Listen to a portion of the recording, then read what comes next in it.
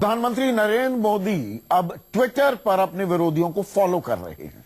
कहते भी हैं कि होली का दिन गिले शिकवे मिटाने का दिन होता है और प्रधानमंत्री मोदी ने होली के दिन ही अपने सियासी विरोधियों को ट्विटर पर फॉलो करना शुरू कर दिया, जिनमें राहुल गांधी, अरविंद केजरीवाल, मनीष सिसोदिया, दिग्विजय सिंह से लेकर शत्रुघ्न सिन्हा जैसे सहयोगी भी हैं जो उनसे दूरी बनाकर चलते हैं। ट्विटर मैत्री पर केजरीवाल ने शुक्रिया अदा किया है, लेकिन यह भी उम्मीद जाहिर की कि केंद्र और दिल्ली के बीच रिश्ते अच्छे बनेंगे। तो कांग्रेस ने तंज कसा है कि ट्विटर फॉलो ना करें, विपक्ष से सीधे बात करें।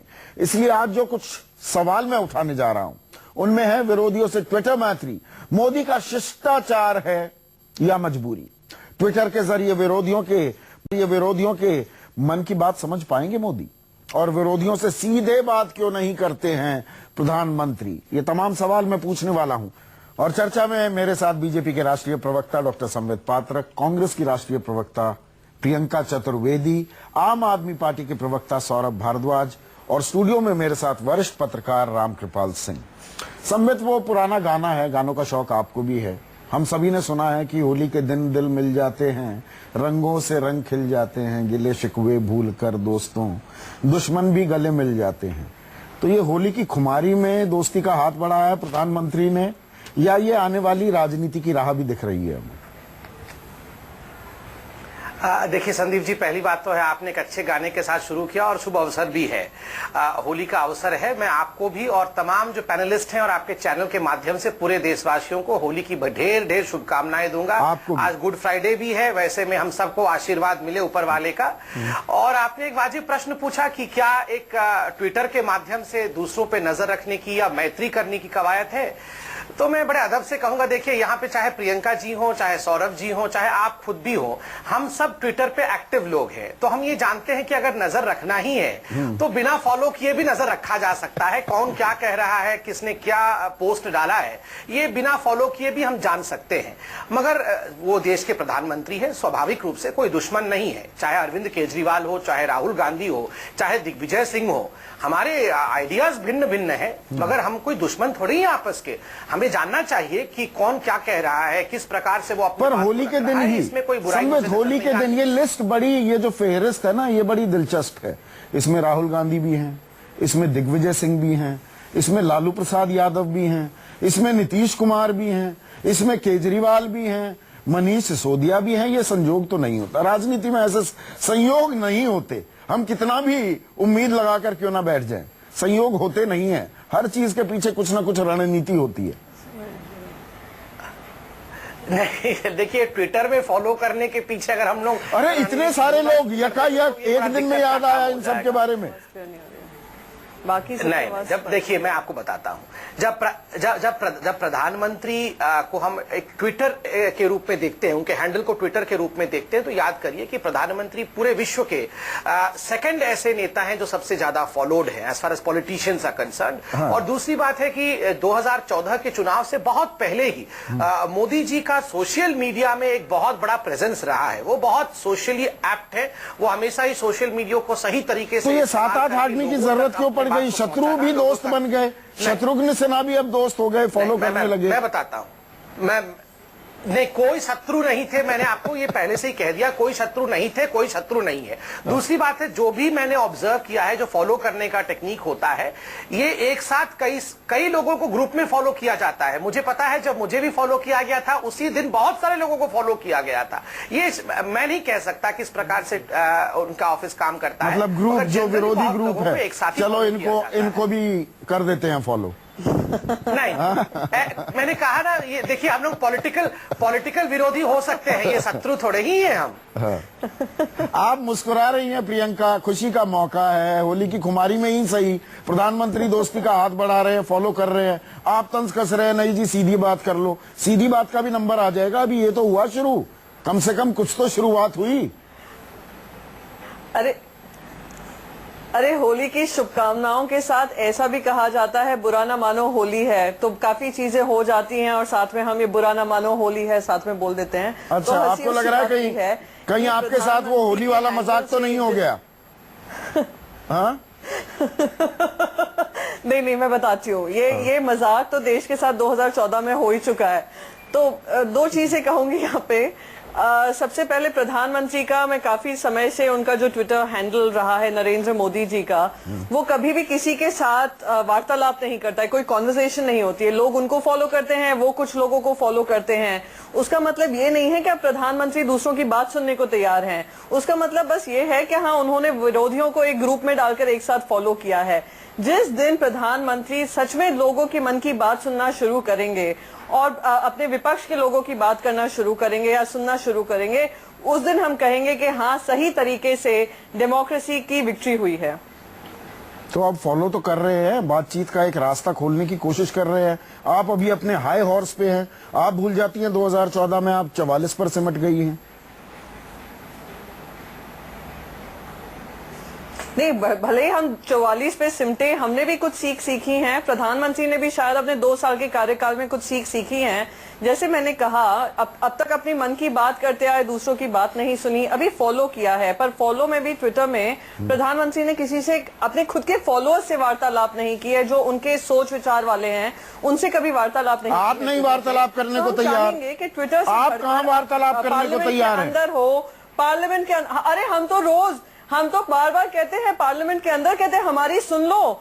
देश की जनता कहती है हमारी सुन लो, किसान कहते हैं हमारी सुन लो, मिडिल इनकम ग्रुप वाले कहते हैं हमारी बात सुन लो, सभी कह रहे हैं हमारी बात सुन लो। पर प्रधानमंत्री अपने मन की बात करने में सिंह रावत तो कहते हैं राहुल गांधी अपने विधायकों की बात नहीं सुनते। हमारी आवाज संसद के अंदर उत्तराखंड में संकट हो गया क्योंकि उनके पास कन्हैया से बात करने का वक्त है, लेकिन बागी विधायकों से बात करने का वक्त नहीं था। जब वो बागी नहीं भी थे, वो अपनी बात करना चाह रहे थे, 2 महीने तक मन की बात उनकी सुनी नहीं। आप चाहते हैं प्रधानमंत्री मन की बात सुन ले, अपने लोगों की मन की बात आप सुनते नहीं। वो अगर आप एक अलग डिबेट कर लेंगे, ऐसा है, वो अगर अलग डिबेट कर लेंगे तो उसमें भी मैं आपके जवाब दे दूंगी। ये डिबेट जो है प्रधानमंत्री की है कि प्रधानमंत्री ने कुछ अपने विपक्षी जो लीडर्स हैं उनको फॉलो किया है, उसके बारे में भी मैं बात कर रही हूँ। ये क्योंकि इस संदर्भ में टॉपिक है, मैं आपको बता सकती हूँ। अगर आपको उत्तराखंड की बात करनी है, मैं उत्तराखंड पे भी डिबेट कर सकती हूँ। ठीक है। जब आप सौरभ भारद्वाज, मुझे ये बताइए, क्या अब आपको जिस बात की उम्मीद जाहिर की मनीष सिसोदिया ने कि देखिए 1 साल हो गया सर, देखिए हमने इतने बिल पास किए, सारे बिल अटके हुए हैं गृह मंत्रालय में, अब वो अटके लटके बिल पास हो जाएंगे? आपको लगता है ये उस बात की शुरुआत है, या अभी थोड़ा फूक फूक कर कदम या कोई बयान देंगे? देखिए, पहली बात तो एक स्वागत योग्य कदम है प्रधानमंत्री का कि उन्होंने चाहे होली पे ही सही अपने राजनीतिक विरोधियों को ट्विटर पे फॉलो किया। और अगर आप देखें तो प्रधानमंत्री का जो समय उन्हें 5 साल का मिला था, उसमें करीब 2 साल, मतलब करीब 40% समय उनका व्यर्थ हो चुका है। अब 60% समय उनका कार्यकाल का बचा है।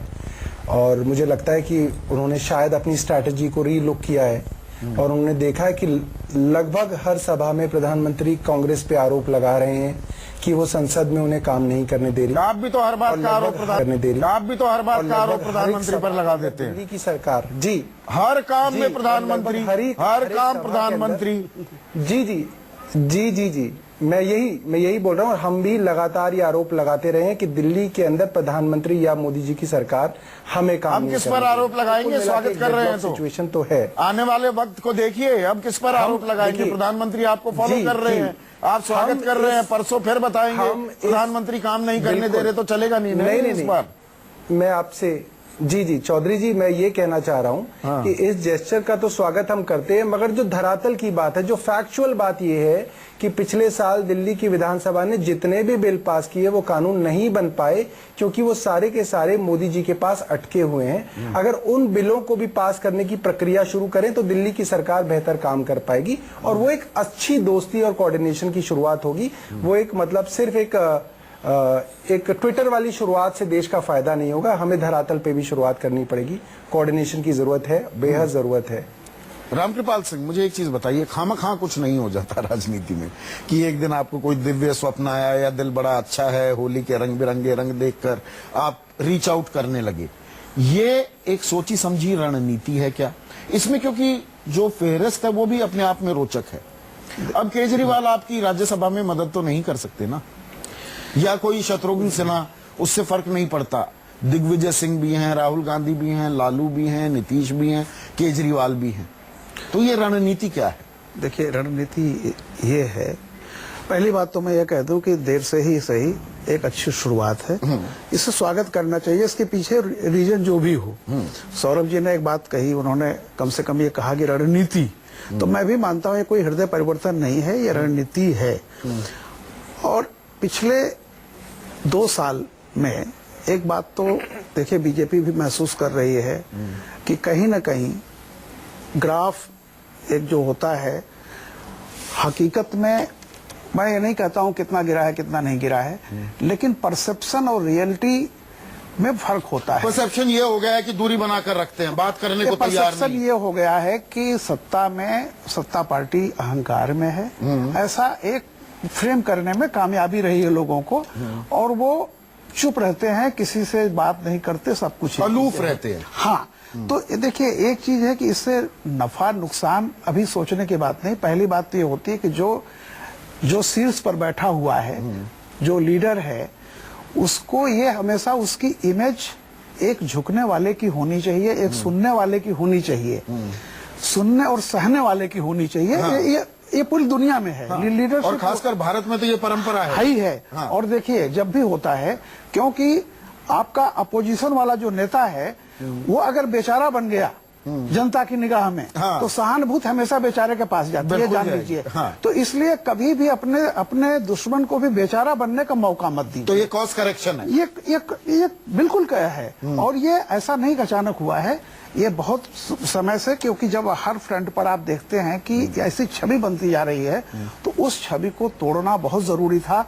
और जाहिर सी बात है कि जो फ्रिंज एलिमेंट है उनके भरोसे काम नहीं छोड़ा जा सकता, और जो बीच के लोग हैं, यानी जो मोदी जी ने अभी पिछले दिनों जो पार्टी में बात कही है कि आप लोग गंभीर विषयों पर आप ज्यादा पढ़िए, आपको कोई अगर वो टीवी वाला आता है तो इसलिए नहीं कि आप विद्वान हैं, इसलिए आता है कि आपके मुंह से कुछ उठपटांग निकलेगा और वो लीड बनेगी।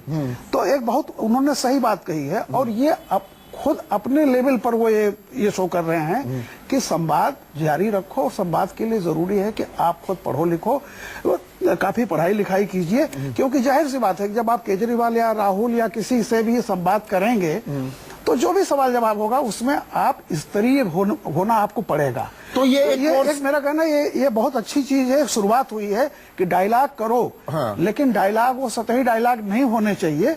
और मैं समझता हूँ सबसे बड़ी बात यह है कि मोदी जी को कहीं ना कहीं ये लगा है कि एज ए नायक ये मैसेज जानी चाहिए जनता के बीच में। देखिए उनको उन लोगों की परवाह नहीं कि इससे राहुल जी खुश होंगे या केजरीवाल खुश होंगे, वो जानते हैं, वो सीधे से जनता में इमेज अपनी बनाना चाहते हैं, जनता में इमेज बनाना चाह रहे हैं। ऐसे में सम्मत मुझे ये बताइए, ट्विटर पर फॉलो करने के बजाय अब कल होली थी, पंचवटी में ही बुला लेते, वहां पर ही रंग गुलाल एक दूसरे को लगा देते, राहुल को भी बुलाते, दिग्विजय सिंह को भी बुलाते, अरविंद केजरीवाल को बुलाते, मनीष सिसोदिया को भी बुलाते, लालू प्रसाद यादव तो खैर नहीं छोड़ के आते, पटना उनका अपना अंदाज है होली खेलने का, पर शायद शत्रुघ्न सिन्हा को बुलाते, एक दूसरे को रंग लगाते, बात खत्म, सारे गिले शिकवे दूर हो जाते, काफुर हो जाते। नहीं, मैं तो ये सुन रहा था जो फहरिस्त आप बोल रहे थे किन किन को बुलाया जाता तो अच्छा होता, नहीं, और उसमें अगर किया है VS अच्युतानंदन छूट जाते तो आप नहीं मैं बता रहा हूँ, अगर VS अच्युतानंदन छूट जाते तो आप कहते देखिए सबको बुलाया, ये अच्युतानंदन जी को छोड़ दिया। तो इसलिए बजाय इसके कि हम सबको बुलाते, वो हम सबके चहेते प्रधानमंत्री अगर सभी चले जाते तो क्या हो जाता बुराई। अगर राहुल गांधी जी चले जाते तो बड़े अच्छे से उनको गुजिया खिलाया जाता, उनको रंग भी लगा देते, और अगर लालू प्रसाद यादव जी भी चले जाते तो बताइए कितना मजा आता। तो बड़ा दरख्त है ना, बढ़िया से गाना वाना झुकना बड़े दरख्त को होता है, बड़े पेड़ को झुकना पड़ेगा।